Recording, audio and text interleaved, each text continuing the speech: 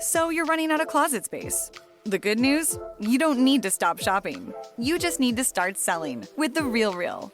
The RealReal is the world's largest and most trusted resource for authenticated luxury resale. Whether it's that mini bag that can't even fit your phone, or those boots you never fully broke in, The RealReal handles everything from photography and copywriting to shipping and pricing. So you can just sit back, get paid, and make room for things that actually feel like you.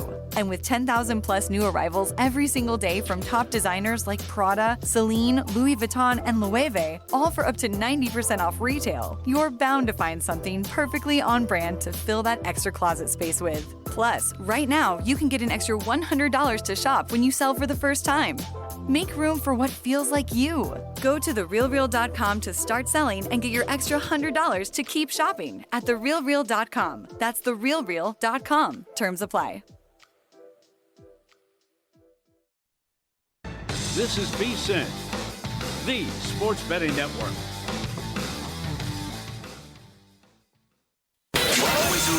Follow the money. That's what I always say. You always follow the money. Yeah. This is Follow the Money with Mitch Moss and Paulie Howard on VSiN. Here we go. It is Follow the Money on VSiN, the sports betting network. Mitch Moss, Paulie Howard with you for the next 3 hours live in downtown Vegas from the Circa Resort and Casino. Busy program lined up today. Plenty on what took place yesterday over in Italy, the Olympic Games gold medal match. That was awesome. Obviously, congrats to Team USA. They were phenomenal, and Hellebuyck was the man. We'll talk college basketball tonight. 2 big games on the docket, including what to do with Darren Peterson. Kansas at home is a small dog. NBA only 3 games, but we will dive in.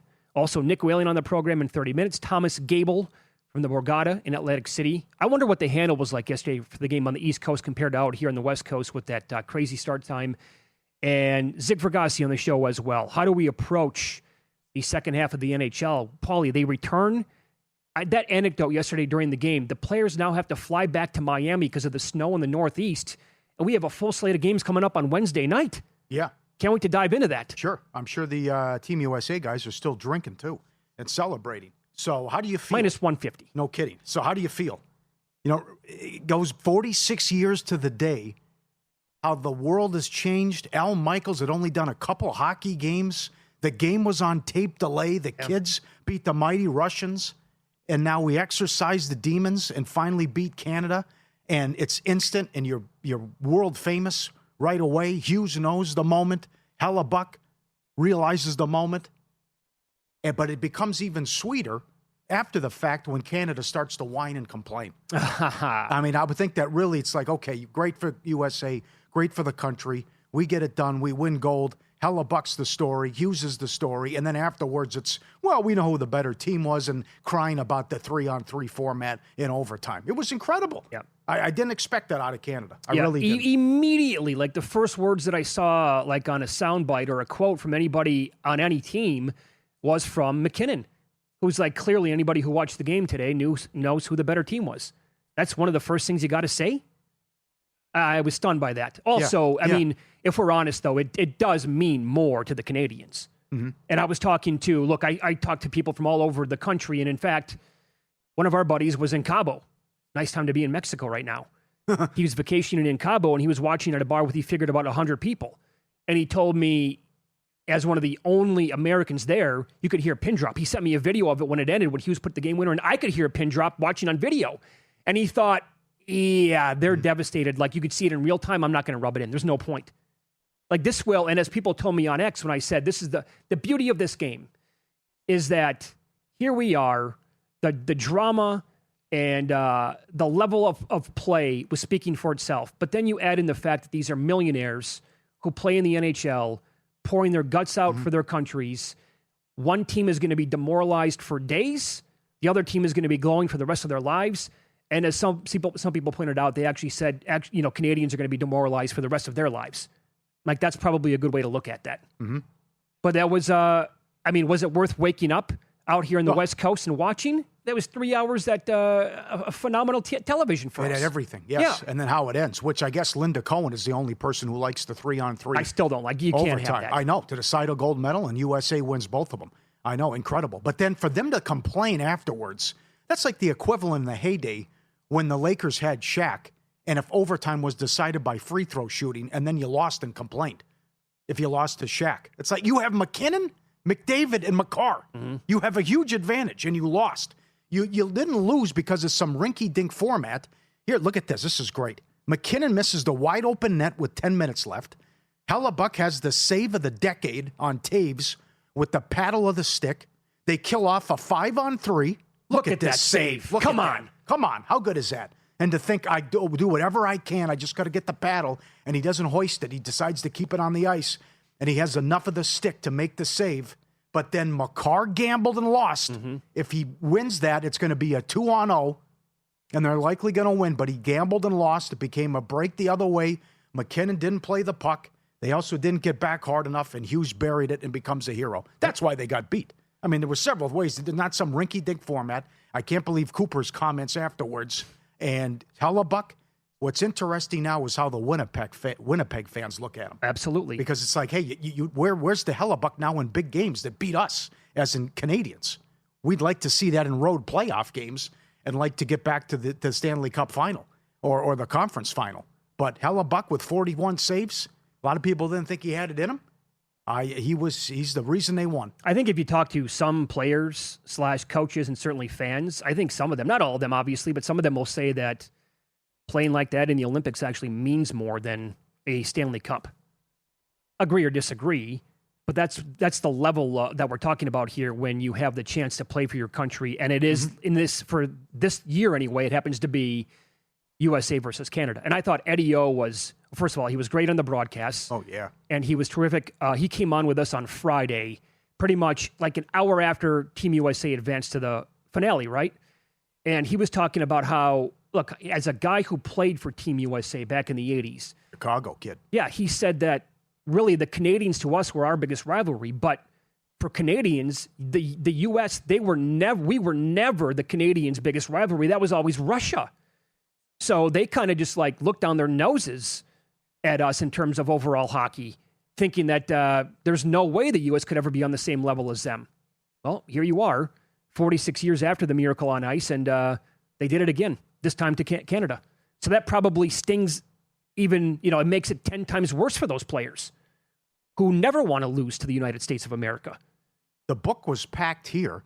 People were running around, screaming, going nuts, drinking. Epic celebration, USA chants. But it also, a little bit, I compare it to, and I know you were the first to say this as well, when the Triple Crown streak came to an end. About, okay, that's great, but now what? Like, it finally, after that long drought, we had a Triple Crown winner. But here to do it after 46 years, it felt great, but it felt even better then when Canada started to cry. And what happened afterwards, and the excuses. So, and there's a live reaction going back to Sunday morning. So, as you said, no man's land, and the tough start time at 5 a.m. Pacific, but then they got what they wanted. It's a close game the whole way. You're on the edge of your seat, and then you get the overtime game and the incredible finish. We cannot forget the goal from Matt Boldy. We talked about how that was the penalty kill. 100% penalty kill, and they got the first goal. Yes. Yeah, and the level of athleticism, puck control, and actually getting that past Binnington. Again, we talked about the game winner for the women last Thursday, how that winning goal was a 10 out of 10. I mean, Paulie, to set, not really set the tone, but to get on the board first in the manner in which Matt Boldy did, that's pretty close to a 10 out of 10 goal there as well. Splits two guys, the puck handling again, gets the bounce perfectly, and then goes right by Binnington. Man, just as I've gotten older, the stuff that I appreciate on the field that I realize now I could never, ever in my wildest dreams ever do. One, some of the goals that you see in soccer are just, I can't even relate to that. I have no idea what that would be like. And the same thing here with goals occasionally. That was amazing to get on the board in that fashion. So then... I mean, he's doing... The post-game interview was epic. His teeth are falling out. He's got a chipped tooth. There's blood, and, it was big. They didn't score on the 4-minute power play, but he ends up winning it as well, and he knows he's a rock star. But I'm just shocked at what... You don't see this in hockey. The tough guy... You would think maybe that'd be NBA where the guys have excuses. You're right. I know. You're right. I mean, that was incredible how they complained about everything, that the better team lost in the format and all this, and you scored one goal. And as Jeff Davis said, who works here at Circa, and we kept saying, when did they look the part? Never. They never played up to their power rating in this tournament. True. and what they were. I mean, they had to win in overtime in one of the games. They had the comeback win against Finland. They were down 2-0, and here they lose in overtime, and USA got the first goal. They never looked like this powerhouse freight train, but one of the best teams since maybe '87 Canada. It wasn't there. Good job by you, by the way. You immediately, as soon as Team USA won last Friday, you said, under 5.5 all day long. And that got there. Eddie O, he thought it was going to be offensive, fireworks. We never got that at all. We got the shots, especially from Canada, but Hellebuck was amazing in that spot. And I made the mistake, by the way. It's early. I'm still trying to wake up. Yesterday morning, I put on YouTube TV instead of Peacock. And I'm texting back and forth about some stuff in the game with Chris Massero, pro bettor, a friend of the network. And he eventually goes, Mitch, I think you might be a little bit behind here on the delay. I'm like, am I? YouTube TV must have had a 6-7 minute delay than Peacock. Oh. The second period was 3 minutes in, and I'm like, wait, second period's here already? Are you kidding me? So that was odd, and I wanted to get involved live. Thank God I didn't, because I was way behind on the times. But then how it also closed with Johnny Gaudreau and his parents in the stands and the former teammates coming out there, and then they bring the kids. I mean, my God Almighty! Someone here that now has a little boy that's going to be 2 in April. It hits differently as a father now. That was just you can't top that. Phenomenal from start to finish, to bring them out there to get the photo and for them to see how the players are going to celebrate. And you're right. I mean, why would they have stopped drinking already? A lot of guys said they could read lips. I'm going to get bleeped up tonight. The guys that they showed, several guys with the USA. And from all the stories that we've heard about hockey players, it's probably like Andre the Giant. They can probably drink 3 cases if they wanted to. Yeah. Wade Boggs time. That's right. That was so good with Catherine Teppen. She has some great questions, but this guy's teeth are falling out. It's going and his rant and how good he was afterwards, composed. Just took the high stick right across the chops. Yeah. Then he scores the game winner. Isn't it something, though, how everything's changed in the 46 years, though? Yeah. I mean, the game was against Russia was tape delayed, and Al Michaels like, I'll give it a try. I know what icing is and offsides. About that. That's about it for me. Well, for what it's worth, I mean, Kenny Albert, we talked to Eddie O, so he's great, but Kenny Albert was also fantastic on the call. Yes. So overall, man, what a game. A+. And Tirico setting up Eddie between in the intermissions, too. Yep. Yes. We'll hit it several times for the next 3 hours. Up next, college basketball. The Angle struck again this weekend. 6-0. Yeah. And are you riding the streak or a believer? This is the night that all streaks must come to an end. We'll discuss next. Follow the money on VSiN, the Sports Betting Network.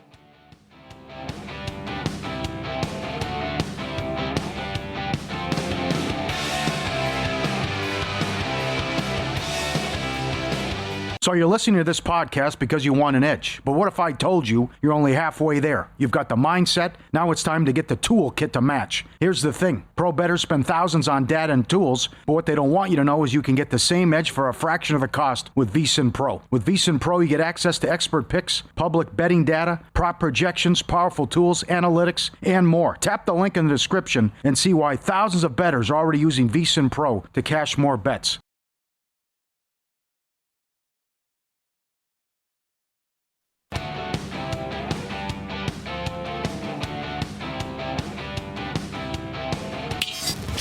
This is Follow the Money on VSiN. We're going to look at tonight's NBA card right now as we head out to the Progressive guest line. Nick Whalen joins the program. He is with RotoWire, now hosting Monday through Friday here on VSiN as well, 1 o'clock Eastern on Prop Points with Jeff Erickson. Nick, good afternoon. Thanks for the time. We appreciate it as always. I want to begin with this. So the Hornets lost back-to-back games after the break. Good competition, though. They lost to Houston and then a back-to-back against the Cavaliers. They were game in both of those, but they lost both. In the second game against Cleveland, Kneppel had 33 points, hit a bunch of threes. And then I noticed that there was an alert sent out that Cooper Flagg was going to miss the game yesterday for the Mavericks yet again. I'm like, okay, that's enough for me.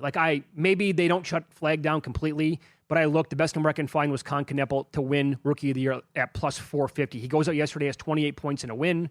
They're still alive for the playoffs. Who knows? Maybe they win that division. Is that a bad bet by me, or is it still maybe worth betting him around plus 350 today? I think it could be worth it. Now, Cooper Flagg has only missed, I believe, 7 games in total on the year. So we still have some work to do as far as disqualifying him for the award. And I don't think that's going to happen. I think Dallas ideally would probably love to rest him as much as they can down the stretch, and they likely will. but they also know it's important for Cooper Flagg to win Rookie of the Year. So I don't think they will hold him out intentionally to the point where he would miss enough games to knock him out. But I think it's also clear that the Mavericks clearly lied about this foot injury. They said he'd be back right away after the All-Star break. Mm-hmm. That is not the case. I would not be surprised if this stretches 2, 3, 4 more games. And then all of a sudden we are in dicey territory where, he could suffer a legitimate injury that actually does knock him out of contention. I also think it's worth noting that for as great as Flagg has been, like if both guys played, let's say 75 games, yes, Cooper Flagg wins this award, no question, but it's not like there's a huge gap in terms of the production. Like Cooper Flagg has been the better overall player. He's had the bigger, splashier overall games. But Todd Knipple has had some huge moments. He's stayed healthy. He plays every single night. He's not just a three-point shooter. It's not like he's Kyle Korver, right? He picks up his rebounds really well. He's a better defender than he's given credit for. And he's also a part of one of the best stories in the league. Like the Mavericks are just a nothing team the rest of the way, right? Any game that Cooper Flagg plays, he'll be the focal point. He'll get his numbers, but it doesn't matter if they win or lose games, and they're going to lose more than they're going to win. Whereas like if Charlotte, keeps up this run, like you said, they took 2 tough losses coming out of the break, but those are really competitive games that came down to the final possessions against really good teams. If Charlotte makes the playoffs, they get out of the play-in and Todd Knipple is the second best player on that team and a big reason for it. I could see that stealing some voters, rather than Cooper Flagg kind of getting his numbers for a team that's not competing. Well done. Good breakdown. How about Spurs plus 330 to get the 1 seed? Look, I don't mind it, guys. I am holding a Spurs plus 450 to win the division ticket. So that has been more so my focus. I thought that was a 2-team race. I thought that was kind of a crazy number. When you look at, I never thought Dallas or Memphis were really in that, but that's neither here nor there. Look, I think it's possible, right? I mean, OKC picked up a win in a spot that you didn't necessarily think they would yesterday. That was kind of one of those reminder games from OKC of the infrastructure that they built. Even when they don't have SGA and Jalen Williams, they still have so much talent in terms of depth on that team. But it's only a 3-game spread right now between OKC and San Antonio. Spurs have obviously had the Thunder's number. Jalen Williams is probably going to miss a couple more weeks. We're not really sure on SGA. And look, if you're OKC, this dream of like setting the single season wins record, that died a while ago. Yes, you could still be the 1 seed. You still want the 1 seed, but you also just won the title. Your best player just won the MVP. We see this every year, guys, right? When you have a team that climbs the top of the mountain, that accomplishes everything, it's really, really hard to come back and have that same level of grit and determination, for lack of better terms, night in and night out in the regular season. So I don't really see a reason for OKC other than wanting to kind of get some continuity with all their guys back later in the season. I don't see them, pushing harder than they need to necessarily to get the 1 seed. I think they're ultimately fine if they fall to the 2. So I would argue that the 1 seed probably matters more to San Antonio. This is a team that hasn't made the playoffs since 2019. Mm-hmm. Well said. Okay, so how about tonight's game? It is a terrific basketball game. They're the 2 seed right now in the West. They're on the road taking on the 1 seed, currently speaking, in the East, the Pistons. Detroit laying 1.5. The total here is 232.5. What do you make of those numbers? Yeah, I mean, this is probably the first, I need to watch this Spurs-Pistons game since, 2007, 2008. Yeah. But it's clearly the game of the night, especially given our other 2 options here. Yeah, I think the total is interesting here because, you have 2 really good defensive teams. You also have 2 teams that are top 5 in offense over the last 10 games. Spurs have been playing fast. They've been piling up a ton of points, but I am on the under 232.5 here, guys. This could end up looking silly. Totals have been crazy in the NBA this year, but both of these teams, when you comb through the box scores, when they run into other good defenses, that's when we're seeing these games that are played in the low 200s, maybe into the 2 teens. And I think these are 2 teams that care a lot about these kind of matchups, right? I mean, we saw the Pistons come out on the road against the Knicks right after the All-Star break and put a beat down on that team. The Spurs have stepped up in some huge national TV spots against other good teams this year. I think these are 2 teams that are hungry, 2 teams that still feel like they need to prove it in their respective conferences. And I think this could be one of those games that we come away from saying man, that felt like a playoff game. I think that the defensive effort is going to be a lot higher than your average regular season game tonight. Do you agree with me? I said it before you came on. You got to take the Grizzlies here. And if you lose, so be it. Sacramento's lost 16 in a row. And then you see they were down 2 in the third quarter in San Antonio. And the next thing you know, it's a 25-point game. They are horrendous. They aren't playing people, limited minutes, and they're horrendous in the fourth quarter as well.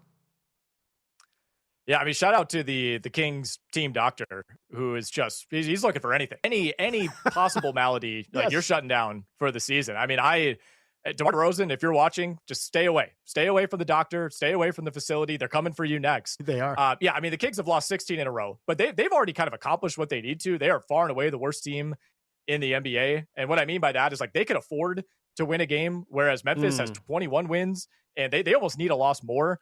I wonder if we see some shenanigans with Ty Jerome, who was added to the injury report this morning with an illness. That sounds to me like a Lauri Markkanen type of situation. Yeah. Memphis is at least playing their guys. I think they're trying to avoid like the Utah embarrassment. But what they're doing is playing like 10 or 11 guys the same minutes. Everybody's playing somewhere between like 18 and 26 minutes every single night. So Ty Jerome, when he goes out there, he has to do his work in like 21 minutes. It's really confusing from a prop betting standpoint. I'm staying away from the side here, guys. The Kings are going to win another game at some point. Maybe it's tonight. But I did play Maxime Reynaud over 10.5 rebounds in this game. Memphis is a bottom 5 rebounding team, if not bottom 3. If you look at a more recent sample, he's kind of avoided the tank. They have some guys whose minutes have been reduced, but DeMar DeRozan, Reynaud, and Keegan Murray are the guys that are actually playing real minutes when they're healthy. So Reynaud over 10.5 boards. Precious Achiuwa is another guy kind of like at 5.5 rebounds. And then for better or for worse, guys, I'm going to take Keegan Murray over 16.5 points. He's played 2 games since a long injury absence. He's played 32 and I think 38 minutes in those 2 games. So if he plays mid-30s against this Memphis team, he's going over. Very good. You can follow Nick on X. He is at Whalen, but use the number 1 instead of the letter L. WHA1EN. Host of Prop Points Monday through Friday right here on VSiN. That's at 1 o'clock Eastern with Jeff Erickson and also with RotoWire. Nick, awesome as always. Thank you for the time. Best of luck tonight. Thank you, guys. Same to you. Yep. Take care. Good to talk to you. He was on the Progressive Guest line. Well, you pointed this out a couple weeks ago, and boy, this has moved. Down to $1.20 now. Crazy. And Debansa, this was interesting. This was yesterday on his podcast, Bill Simmons and Zach Lowe on Darren Peterson's draft stock.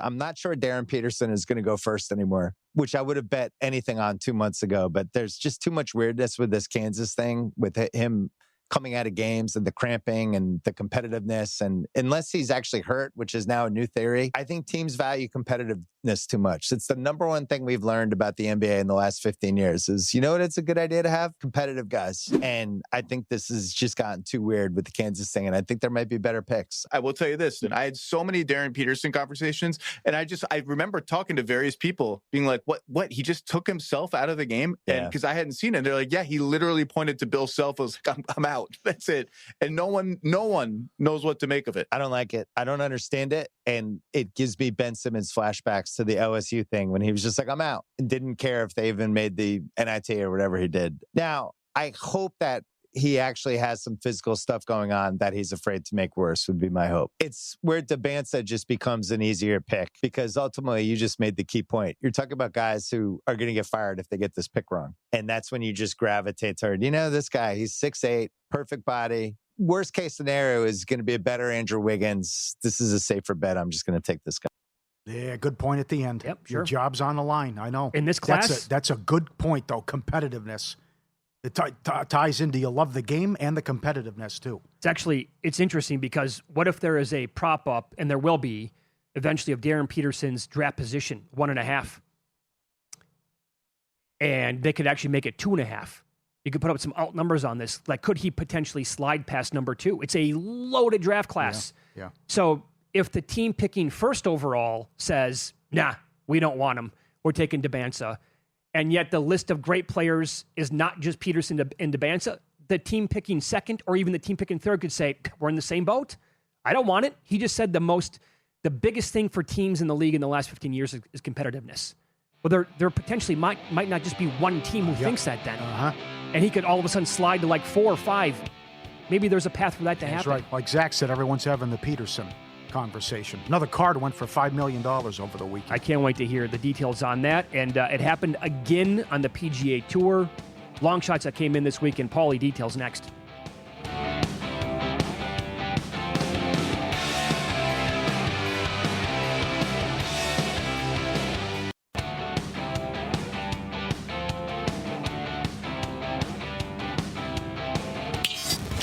This is Follow the Money on VSiN. Welcome back. We're live in downtown Vegas, Circa Resort and Casino. We go back to the East Coast now as Thomas Gable joins the program on the Progressive Guest Line. He's in charge of the race and sports book at the Borgata in Atlantic City. Thomas, thanks for the time as always. How are you today? Doing well. Snowed in here at the Borgata, so but we're hanging in there. How much snow are we talking? I haven't looked outside yet. I haven't left since yesterday morning, but I think we're probably over 18 inches here at this point. So that sounds terrific. Hang in, buddy. Yeah, no kidding. Okay, so I talked to a couple of different bookmakers out here, and I asked them the same question about the handle on the hockey game yesterday because it's 5 a.m. out here, obviously on the West Coast. One said it was pretty strong. Obviously, could have been better if it was later in the day. The other responded by saying it was the marquee event of the day, probably the weekend. It, just to kind of it flopped maybe a little bit because it was later in the day. Would have been much better. You're 3 hours later in the morning than us. How was how was the handle there at the Borgata?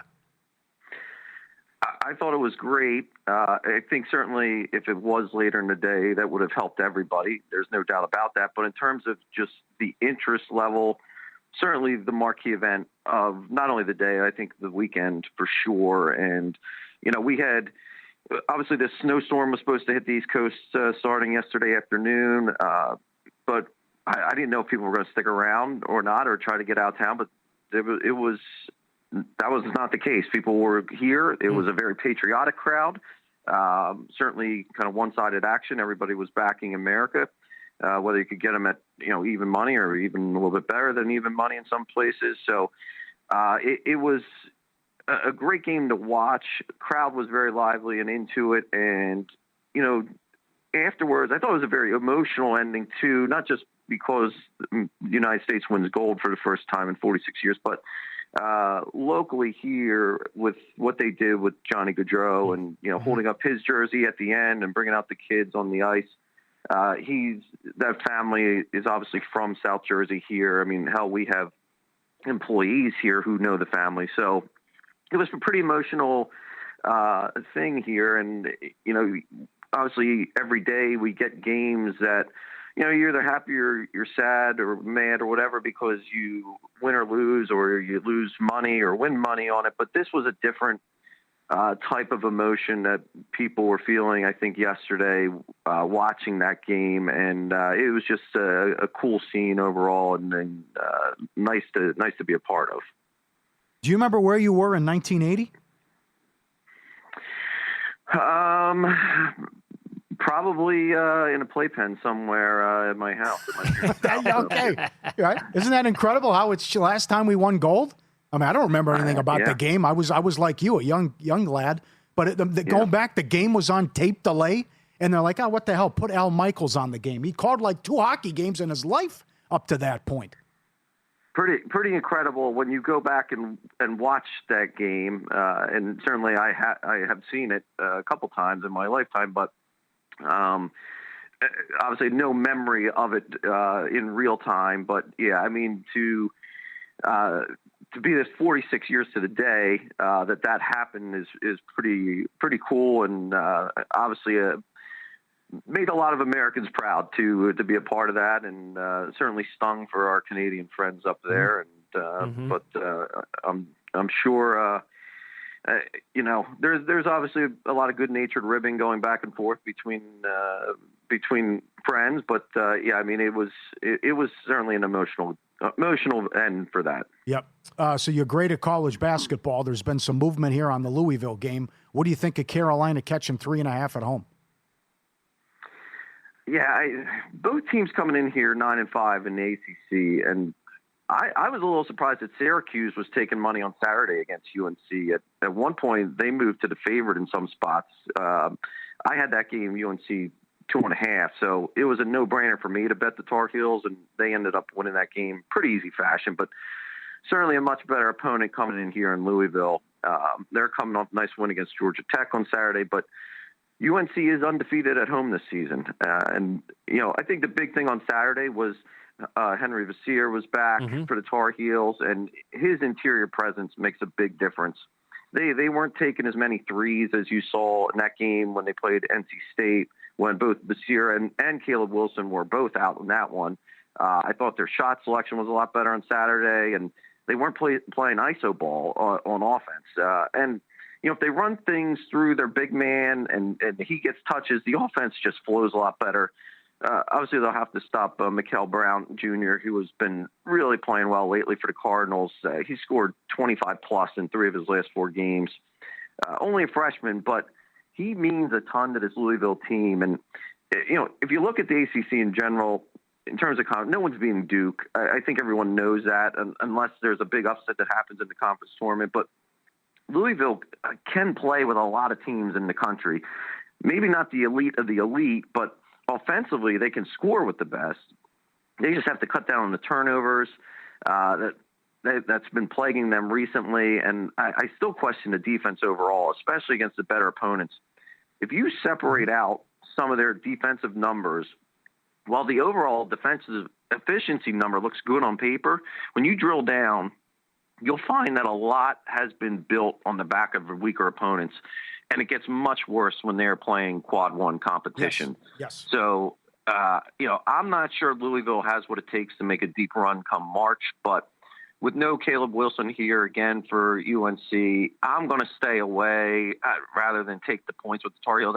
To me, there's only 2 to say. It's either you're going to take the points with the Tar Heels now at 3.5 or stay away, and I'm leaning towards staying away here tonight. Where are you at currently with the Kansas number as they're hosting a very good Houston team, although they're on a 2-game losing streak going into this game tonight? And how difficult is it to kind of try to book these numbers against such good competition, not knowing what Darren Peterson's going to do on a game-to-game basis? Yeah, that's the thing. So we're at 2 right now for this game. Still a lot of 1.5s out there that are juiced. But you're even seeing some 2.5s now pop. But in this one, I think you hit the nail on the head, and that's with Peterson. When you're looking at Houston, they've kind of now reached the end of this really tough 3-game stretch on the schedule that started last Monday night, going to Iowa State. That ended in a 3-point loss. Obviously just lost on Saturday when they were taking money against Arizona at home, but came out flat and just never able to fully take control of that game. And Houston fell into that common phase that we have seen in previous years from them, where they can go long stretches without a field goal or even scoring at all. And uncharacteristically, they were also turning the ball over in that game. So, it ended with a good result for us, though, to have Arizona win that game outright. But if you look at both teams, I think the more perplexing result on Saturday was Kansas losing at home to Cincinnati. Oh, yeah. I don't think many saw that coming. It certainly was setting up as a possible look-ahead spot for Kansas. So I personally stayed away from the game because I wasn't confident taking the points with Cincy. But, again, ended up being another good result for the house with that huge upset. Kansas, they're just such an enigma this year, really, due to the lack of availability of Darren Peterson.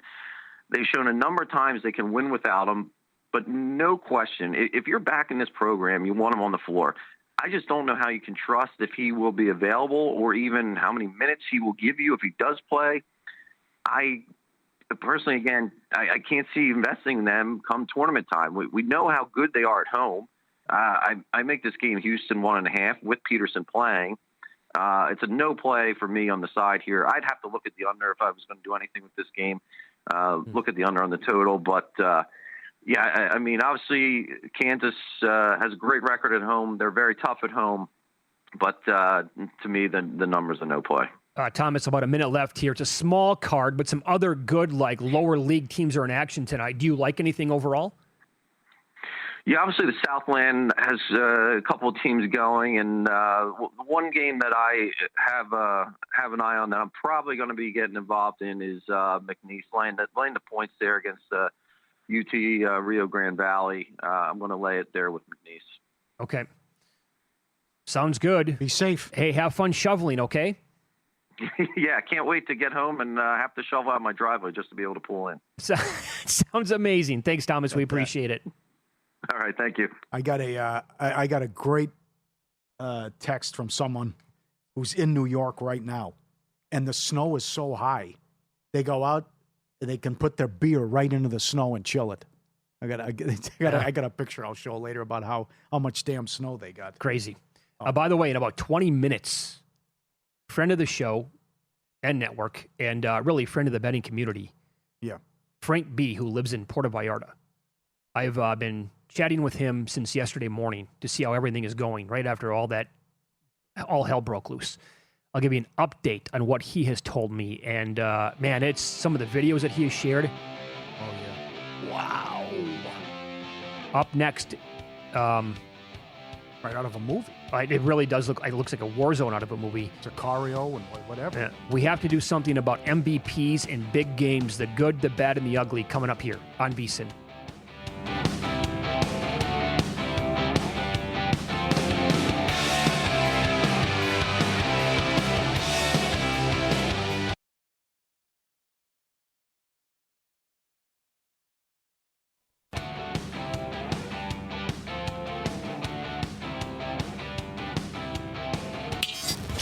This is Follow the Money on VSiN. Yesterday, absolutely worth waking up wherever you are. Hell, if you were in Hawaii and you woke up to watch that game, you got your money's worth as Team USA defeated Team Canada for gold medal over in the Winter Olympics. And to talk about it right now, Zig Fracassi joins the program, anchor on Sirius XM, sports, longtime radio guy, NHL lover as well. He's on the Progressive guest line. Hey, Zig, thanks for the time today. How are you? Mitch, Paulie, how you guys doing? Doing really well. Good, bud. So overall, what did you make of the sour grapes after the game, almost immediately from guys like Nathan MacKinnon? And do you think he was right, though?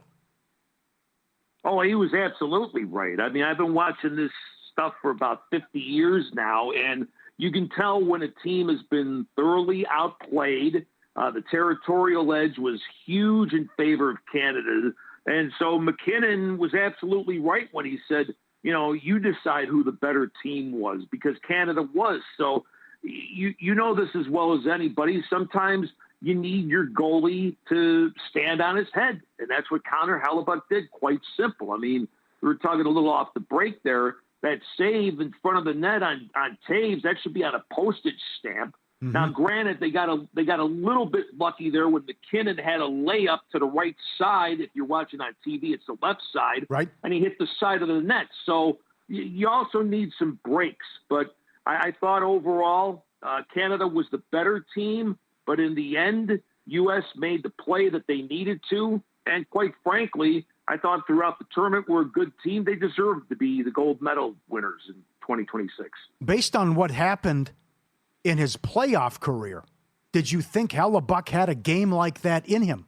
Yeah, right, absolutely. I mean, you're talking about a guy who has won Vezina trophies. I mean, hell, he was MVP and all this. Yet, for whatever reason, Winnipeg just usually comes up small in the playoffs. And now, granted, he doesn't have Charlie McAvoy and, Faber and Sanderson and guys like that on his defense. So he's probably saying, hey, I finally got a defense in front of me. But all kidding aside, this is something that, Winnipeg's probably maybe on the outside looking in this year. But I got to think from a confidence standpoint that this does wonders for Hellebuyck going forward. You love hockey. You've been following this for years. What did you think? What did you think of the 3-on-3 overtime, and then what Cooper said afterwards? Yeah, I heard a little bit about that, but again, he's absolutely right. If you look at it from where this is, as opposed to the Stanley Cup playoffs, where we'll get a 3 overtime or 4 overtime game, I don't think that, to be quite honest, on the Olympic stage, that maybe the casual person, even watching hockey, would probably want to sit through that. So again, that you take the comment for what it is, because the NHL and the Olympics are separate. So I have no problem with it. All the guys knew the rules going in anyway, so it wasn't like this red light surprise. But ideally, you put it this way, you wouldn't see this in the NHL. I think there's enough groundswell on that saying, all right, it's good for the regular season. And I hate the shootout, by the way, but you can decide games that way. But when it comes to playoffs, it's like brass tacks. It's think of it like in baseball. You got the ghost runner, I guess, starting the 10th inning, but you don't essentially do that, during the playoffs and everything. So that's how that looks. Well, we agree it was a ridiculous way to decide the gold medal, but you have an advantage going in when you're putting out McDavid, McKinnon, and McCarr to start the 3-on-3. I mean, that's to me, that's on you. You got to win that. But so Eddie Olczyk said this on the broadcast about when we won in 1980, you had so many young people that then wanted to become hockey players. Could the same thing happen here where I want to be Hellebuck, I want to be Hughes? Do you see that wave of young people saying, I want to be like these guys and play hockey? Great question. I would say yes, but maybe not to the point of what we saw in 1980, because you got to remember that was still essentially an era where you had just the 3 networks. Maybe ESPN was just getting started in its infancy. You didn't have cell phones. You didn't have 24/7 sports coverage. You didn't have the internet and everything like that. So I think that took on a legend of itself, where I think now it's just so mainstream. And we see these kids already. What is it? I think it was Al Michaels I heard today saying about at least 30% now of the NHL players are United States. So I think it'll continue to grow. There's no question about it. Would I see it as a seismic spurt from like 1980? Probably not, but still, there's going to be enough people out here. You got to remember, too, these are professionals. Whereas back then, U.S. was playing with collegians. I think the only team basically was Russia. They were playing with freaking pros, for goodness sakes, who, Fetisov and all those guys. So I think so. The long answer to your question, I think there'll still be growth, but maybe not in terms of that gigantic leap of faith we saw from 1980 till yesterday. Okay, fair enough. Sig Fracassi is our guest here on the Progressive Guest Line, longtime hockey guy, longtime radio guy, anchor Sirius XM Sports as well. Follow him on X at Zig Sports Voice. So they don't have a lot of time, by the way, to get ready for the second half of the season, Zig. I mean, it's a full slate basically on Wednesday night, and a lot of teams that had a full complement of players over in the Olympics are in action. For example, the Avs, the Wild, the Lightning, the Golden Knights, they all had 8 players each. Jack Hughes, Devils, we're 2 days out yet. So we have plenty of time to actually think about how we're going to handicap these games and bet on them. But what is your early takeaway to things to look for that night? That's something too. And remember, the Olympians had to fly into Miami as opposed to JFK because obviously of the big storm that hit the Northeast. Trust me, I'm aching from shoveling a foot and a half here in Northeast New Jersey, so I know all about it. But I would be stunned if, I think Vegas plays LA on Wednesday, if I remember right. I would be stunned, if Eichel, Theodore and Stone and all those guys would play because, obviously then now you got to get from Miami back out west, and there's another 5.5, 6 hours there. So I got to think teams in that particular scenario probably would give those guys the night off. That's just my guess because quite frankly, they got to be, fatigued, and I'm sure they've enjoyed a little bit of the nightlife, put it that way. So, probably got to give them their chances there to kind of get back into hockey mode. That's going to be interesting too. Yes. How long are you going to be able to have the high and the euphoria from winning, and now, poop, I got to go now try to clinch a playoff spot too. So I got to get back to reality. I think all that's to be determined. I would be stunned myself if guys like Eichel and them for Vegas would play on Wednesday. That's just me. Does the time off mean sluggish starts, low-scoring games, or does it lend to mistakes and maybe goals early? What does that look like when you come back off a 2-week break? Yeah, I think there's a possibility of it probably being a little bit lethargic. It's almost in some ways like, you're restarting something. I remember what was it, when they had the lockout or the strike in 13, and then they finally got things going again. Play I seem to remember was a little bit ragged. So, you know, you can scrimmage all you want. You can do all those different things, try to simulate game conditions and all that. But I got to think, you know, it's going to take a little while. You may initially have the jump because you've been rested, but in terms of, you know, clearing your own end, making that pass, you know, until you start doing it again, it may take a couple of games for everything to be synchronized once again. So I could see some ragged starts throughout these games. You recommend a flyer or maybe to win a conference or a Stanley Cup bet? Well, I'll tell you, I've never seen it, at least in the East, I've never seen it so tight the way that it is. So I'll tell you, it would be proceed with caution out there. And again, you know, in the West, I mean, Colorado is just, they're just so good. I just saw Rantanen's now gone on IR for Dallas. So it looks like he's going to be out at least a week. That could be something worth watching, but I don't know. Colorado, until I'm convinced I could see some goaltending, they would be my favorite. Mm-hmm. But again, goaltending is a question mark for me with the Colorado Avalanche. Follow him on X at Zig Sports Voice. Zig, thanks so much for the time today. We appreciate that. All right, fellas. Thanks for having me. Be good. Thanks, buddy. There you go. Zig Fracassi, anchor of Sirius XM Sports, longtime lover of the NHL and hockey in general. We'll recap our weekend with our bets and tell you what we've added to the old portfolio coming up tonight and this week here in Pocket Plays next.